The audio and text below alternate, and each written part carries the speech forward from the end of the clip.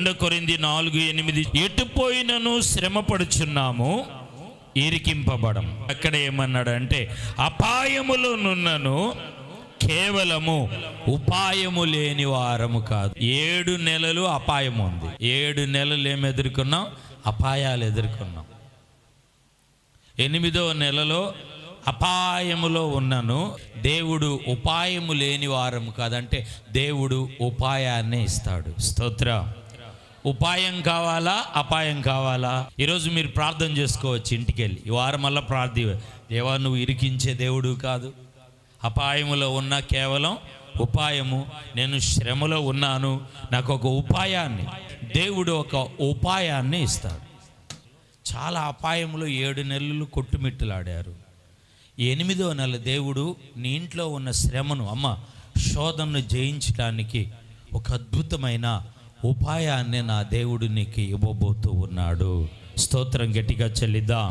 ఎవరు? పేతురా నీ నావను లోతుకు నడిపిమన్నప్పుడు ఏం చేశాడండి? లోతుకు వేసి ఏం చేశాడండి? వల వేశాడు. నీ మాట చొప్పున వల వేస్తాను. వల ఏమైందండి?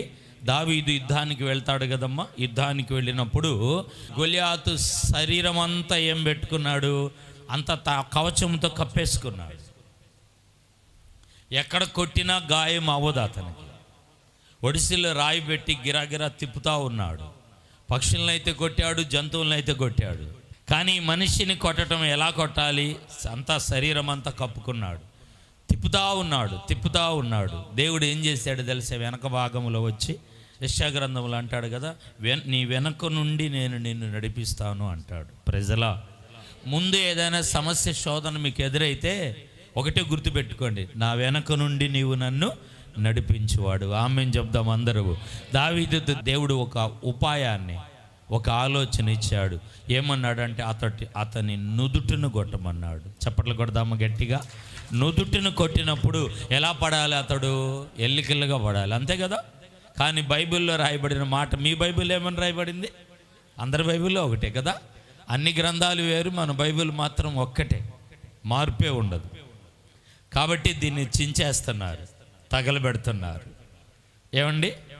వీళ్ళు దీన్ని తగలబెట్టకపోతే వారి జీవితాలు తగలబడతాయని ఈ బైబిల్ని తగలబెడుతున్నారు. అంటున్నాడు, ప్రియులారా, అపాయములోనున్నను, కేవలము ఉపాయము లేని వారము కాదు. దేవుని వాక్యములో చూస్తున్నాం కదా, దేవుడు ఒక ఉపాయాన్ని దేవుడు నీకు ఇవ్వబోతున్నాడు. స్తోత్ర. ఏదో ఉపాయం ఇస్తానన్నాడు. నా భర్త మారటానికి ఏదో ఉపాయం, భర్త మారటానికి ఉపాయం అని చెప్పేసి పడుకుంటే బాధేశారు. వెళ్ళి ఇంట్లో ఈ రోజల్లా పని చేసుకుంటూ ఏదో ఈ కీడుని, ఈ శ్రమను, శోధనను జయించడానికి నా దేవుడు ఒక ఉపాయాన్ని ఇస్తాడు. దేవుని వాక్యములో మనం చూస్తున్నాం ప్రియులారా, దేవుడు మనకు ఉపాయం ఇస్తాడు. అపాయములో ఉన్నను, అపాయాలు మనకు ఎదురవుతాయి కదా. 91వ కీర్తన 10వ వచనములో అంటాడు కదా, మీకు అపాయం ఏమీ రాదు. అందరు చెప్పండి. 91:10 ఏమన్నాడమ్మా? మీకు అపాయం ఏమీ రాదు. దేవుని వాక్యములో మనం చూస్తూ ఉన్నాం. నేను అంటాను ప్రియులారా, మీరు లేట్ అవుతుందని, చేజారిపోతుందని, మేము అపాయాల్లో ఉన్నాము అనుకోబోకండి. దేవుడు అద్భుతమైన ఉపాయాన్ని ఇస్తాడు. ప్రజలా, ఒకవేళ చెడిపోయిన వస్తువుని దేవుడు ఆశీర్వాదకరంగా ఉంచుతాడు. చప్పట్లు కొడదామా? ప్రేమ కలిగిన మా తండ్రి, సర్వాధికారి, మీకు స్తోత్ర. నిన్న నేడు మారని మా దేవా, మీకు వందనాలు. ఇంతవరకు మీ సన్నిధి మాతో మీరు ఉంచినందుకు స్తోత్రాలు. 8వ నెల మొదటి ఆదివారం ప్రభువా, ఉదయకాలపు వాగ్దాన కూటములో తండ్రి మీకు స్తోత్రాలయ్యా. ఇదిగో తండ్రి, శ్రమ మాకు మేలు అన్నారు. నిందలు ప్రభువా, అవమానాలు తండ్రి ఆశీర్వాదాలు కాను తండ్రి, మేలుకరంగా మా మార్గాలు మీరు నడిపిస్తానన్నారు తండ్రి, మీకు వందనాలయ్యా. ఉపాయం ఇస్తానన్నారు, మేము నశించము అన్నారయ్యా. పడదోయ బ్రడము అన్నారు తండ్రి, మీకు వందనాలు, స్తోత్రాలయ్యా.